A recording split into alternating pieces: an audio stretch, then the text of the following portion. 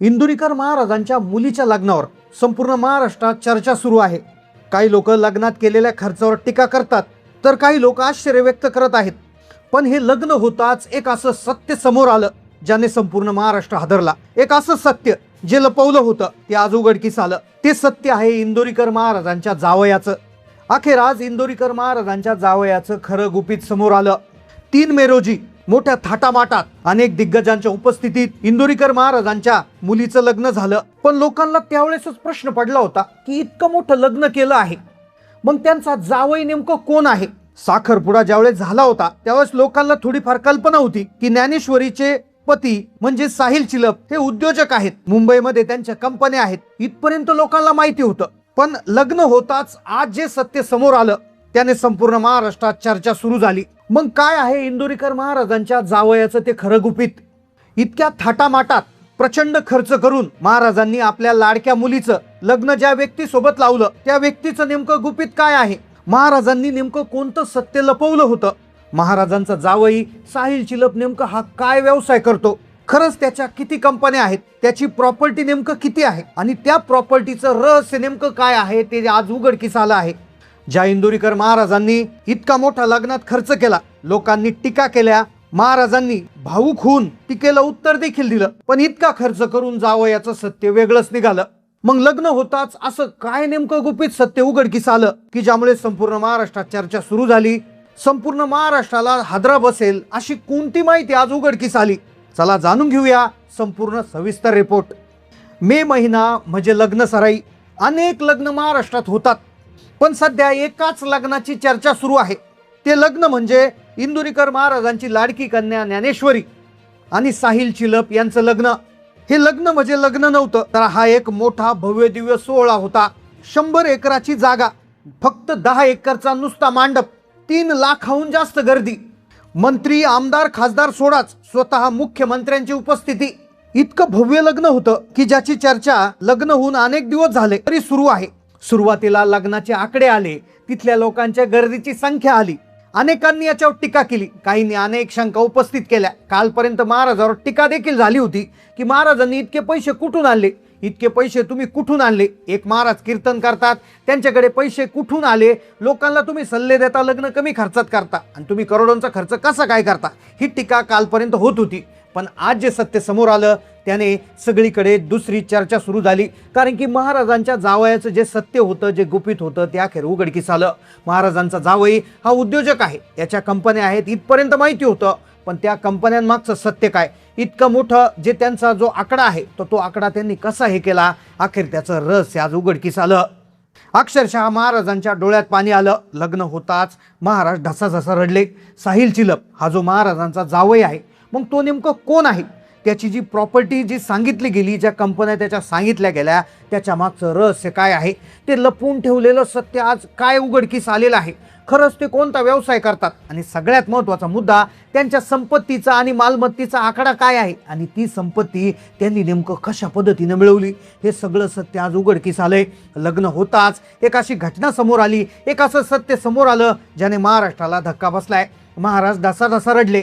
साहिल चिलप याची आजची जी श्रीमंती आहे, त्याची आजची जी ओळख आहे ती एक उद्योजक म्हणून आहे। तो सध्या एक उद्योजक आहे, त्याच्या अनेक कंपन्यांचा मालक म्हणून त्याची आज हे आहे अशी माहिती बातम्यांमध्ये, प्रसार माध्यमामध्ये पसरली आहे। पण एक सत्य असं होतं जे आजपर्यंत माहिती नव्हतं, जे लपवलेलं होतं ते अखेर उघडकीस आलं। खरं तर एक पहिला प्रश्न लोकांना निर्माण झाला होता की लाखो लोकांमध्ये, करोडो लोकांमध्ये महाराजांनी साहिल चिलप यालाच का निवडलं? चिलप फॅमिली त्यांनी असं काय गुपित बघितलं की जे लोकांना माहिती नव्हतं पण त्यांना माहिती होतं? लोकांना कालपर्यंत याची शंका होती, पण आज जे सत्य उघडकीस आलं त्याने सगळं चित्रच बदललंय। लोकांना वाटत होतं फक्त पैसा, त्या पैशाचा मागचं रहस्य काय आहे ते अखेर समोर आलं। बऱ्याच वेळा आपण पाहतो अनेक श्रीमंत लोक, एखाद्या श्रीमंत मुलाची मुलगी श्रीमंत मुलाबरोबर तिचं लग्न लावून दिलं जातं, नेहमी बरोबरीचा माणूस पाहिला जातो। पण इथे चित्र वेगळंच होतं आणि त्यामुळे शंकेची पहिली पाल चुकली। मग अशा परिस्थितीत नेमकं सत्य काय आहे? काय ते सत्य जे आहे ते उघडकीस आलं.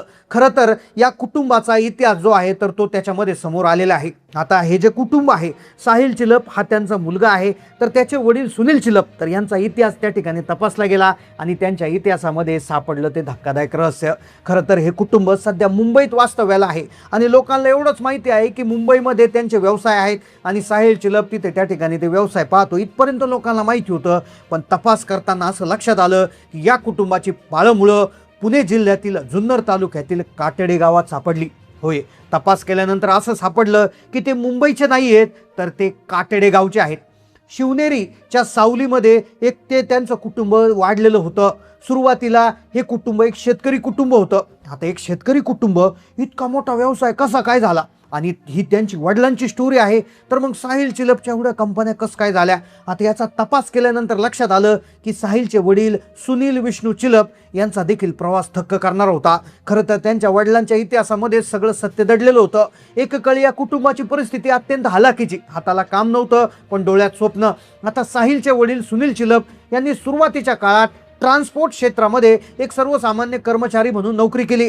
2003 मध्ये त्यांचा प्रवास सुरू झाला. 2003 सालामध्ये ते मुंबईला गेले. खिशात थोडेसेच पैसे होते. नवी मुंबईच्या धावपळीत त्यांनी एका ट्रक ड्रायव्हर सोबत काम केलं. लॉजिस्टिकचे बारकावे समजून घेतले. जेवण वेळेवर मिळत नसायचं, राहण्याची सोय नसायची, पण स्वतःचं काहीतरी उभं करण्याची जिद्द ती त्यांना स्वस्त बसू देत नव्हती. साहिल चिलपचे वडील सुनील चिलप यांचा इतिहासही खूप थरारक आहे आणि तिथूनच साहिलचं सत्य उघडकीस येणार होतं. मुंबईला गेले, सगळं ते शिकत होते. परिस्थिती अत्यंत बेताची. हा काळ होता 2003 सालीचा. 1 रुपये जमा करून शून्यातून ट्रक घेतला. त्या ट्रकवर व्यवसाय चालू केला.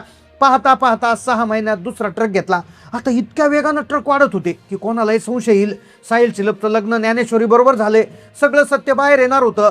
6 महिन्यात दुसरा ट्रक त्यांनी त्यावेळेस घेतला आणि त्यांच्या ताफ्यात पाहता पाहता 1चे 2, 2चे 3 आणि अनेक आज शेकडो कंटेनर त्यांचे उभे आहेत. ही केवळ प्रगती नाही, तर एका मराठी माणसाने मुंबईसारख्या ठिकाणी परप्रांतीय लोकांच्या मक्तेदारीला दिलेली टक्कर होती. आता सुनील चिलप हे साहिल चिलप याचे वडील आणि साहिल चिलप ही इंदुरीकर महाराजांचे जावई. मग त्यांनी काय केलं, मग त्यांची मालमत्ता काय, इंदुरीकर महाराजांनी ह्या जावयांना का निवडलं? नुसते पैसेच पाहिले की दुसरं काही सत्य लपवलं होतं. या कुटुंबाचं हे कुठे झालं? ज्ञानेश्वरी आणि साहिल यांचा संपर्क कसा झाला, यांचा संपर्क कसा आला? आता अतिशय धक्कादायक माहिती आपण घेतोय. सुनील चिलप यांनी कष्ट करून साम्राज्य उभं केलं, पण ते सांभाळण्यासाठी वाढवण्यासाठी वारसदार हवा होता. नुसता सोन्याचा चमचा तोंडात घेऊन आलेला मुलगा असेल तो पुढे काहीच करणार नाही तर काय होणार? मग त्याचं सत्य समोर आलं. लग्न होताच महाराजांच्या डोळ्यातून पाणी. साहिल चिलप याचा जेव्हा जन्म झाला होता तेव्हा त्याच्या घरच्यांना वाटलं नव्हतं की साहिल एक दिवस इतकं मोठं साम्राज्य मोठं करेल. साहिल चिलप हळूहळू मोठा होत होता. त्याची जबाबदारी त्याला पेलायची. स्वतः त्याने इंजिनिअरिंगचं शिक्षण पूर्ण केलं, उच्च शिक्षित हे केलं आणि त्याने आधुनिक शिक्षणाची जोड वडिलांच्या अनुभवाला दिली. तो खरं तर संयमी, शांत आहे, पण त्याच्या स्वभाव मागे काय सत्य दडलं होतं ते अखेर उघडकीस आलं. लग्न होताच असं सत्य उघडकीस आलं की संपूर्ण देशात चर्चा सुरू झाली. तो श्रीमंतीचा कुठलाही गाजावाजा करीत नाही. पडद्या भागून चिलप ग्रुपचे तो निर्णय घेतो. सध्या तो वडिलांच्या खांद्याला खांदा लावून नावाशेवा बंदराजवळ लॉजिस्टिक आणि रिअल इस्टेटचे व्यवहार सांभाळतोय. आता अनेकांना प्रश्न पडतो, इंदुरीकर महाराज अहिल्यानगरचे आणि पुण्यातले चिलप कुटुंब एकत्र कसे आले? तर त्यांचं उत्तर आहे एक महत्त्वाची दुरी, आणि तीच दुरी ज्यामुळे महाराजांनी याला निवडलं. महाराजांनी हे कुटुंब निवडलं. ज्ञानेश्वरीचा हात साहिलच्या हातात दिला. खरं पैसे नाही तर हेच खरं कारण होतं जे लपवलं होतं. ते कारण होतं चिलप कुटुंब हे जुन्नर भागातलं, खेड्यापाड्यात ग्रामीण भागात वारकरी संप्रदायाची एक प्रथा आहे आणि तिथेच त्यांचं घर आहे. या घराचा एक इंस्टाग्रामवर व्हिडिओ आला होता. त्या व्हिडिओने खळबळ उडाली होती. त्या व्हिडिओमध्ये त्या साहिल चिलपचं घर होतं. तिथे एक महिला जाताना दिसली. तिने कॅमेरा ओपन केला आणि आता बघितलं तर घराच्या बाहेर एक स्पीकर लावला होता आणि त्या स्पीकरमध्ये हरिपाठ सुरू होता. दिवसभर हरिपाठाचा गजर तिथे सुरू होता. विठ्ठल भक्तीच्या माध्यमातून त्यांची भेट झाली. चिलप कुटुंब हे पिढ्याने पिढ्या वारकरी संप्रदायाशी जोडलेलं. साहिलचे काका वडील दरवर्षी आषाढी एकादशीमध्ये सेवा देतात. पनवेलला खांदा कॉलनीमध्ये दरवर्षी चिलप कुटुंबातर्फे वारकऱ्यांसाठी अन्नदान, निवासाची सोय केली जाते आणि याच वारीच्या वाटेवर इंदुरीकर महाराज आणि चिलप कुटुंबाची ओळख झाली. ही ओळख 15 ते 20 वर्षाची 2006-07 मध्ये ओळख झाली आणि अखेर ओळख इतक्या दिवस टिकली. मग अखेर मुलीचा हात कोणाच्या हातात द्यायचा हे पाहताना बँक बॅलन्स नाही तर समोरच्या कुटुंबाचे संस्कार पाहिले. ज्ञानेश्वरी आणि साहिलची केमिस्ट्री देखील या संस्कारावर आधारित. साहिलच्या घरी तसंच वातावरण जसं ज्ञानेश्वरीच्या घरामध्ये होतं आणि अखेर त्यांचं लग्न जमलं, साखरपुडा झाला. मग सगळ्यांना प्रश्न पडला की हे सगळं खरं आहे, पण मालमत्ता नेमकं काय, त्याच्याकडे शेती किती, व्यवसाय किती आणि त्याचं रहस्य काय, तो आकडा किती. तर चिलप कुटुंबाच्या मालमत्तेचा जो तपशील आहे ज्याची सोशल मीडियावर चर्चा आहे, हे कुठले अधिकृत आकडे नाही आहेत, पण त्यांच्या व्यवसायाची व्याप्ती पाहता तज्ज्ञांनी लावलेले अंदाज आहे. पहिली गोष्ट, SM लॉजिक कंपनी नावाशेवा पोर्टवर त्यांची कंपनी आहे. त्याच्यात 100 ते 100हून अधिक ट्रक्स आहेत. हिक्स त्यांनी बांधलेला आहे. मुंबई पुणे एक्सप्रेसच्या लगत अनेक त्यांच्या मालकीचे मोक्याचे भूखंड आहेत. काटेडे इथे वडिलोपार्जित शेती आहे. आधुनिक तंत्रज्ञानाने द्राक्ष आणि डाळिंबाची बाग फुलवली. त्यांच्याकडे मर्सिडीज, ऑडी, फॉर्च्युनर सारख्या महागड्या गाड्या आहेत. अशा प्रकारची त्यांची संपत्ती मिळून एक अंदाजित 500 ते 700 कोटीच्या घरात असं बोललं जात आहे. आता हे होतं महाराजांच्या जावयाचं सत्य. महाराजांनी फक्त पैसा पाहिला नाही तर अध्यात्म पाहिलं. अध्यात्मामुळेच हे कुटुंब एकत्र आलं आणि महाराजांनी तो निर्णय घेतला. मग महाराजांनी तो जावई योग्य निवडला का, याविषयी तुमचं काय मत आहे?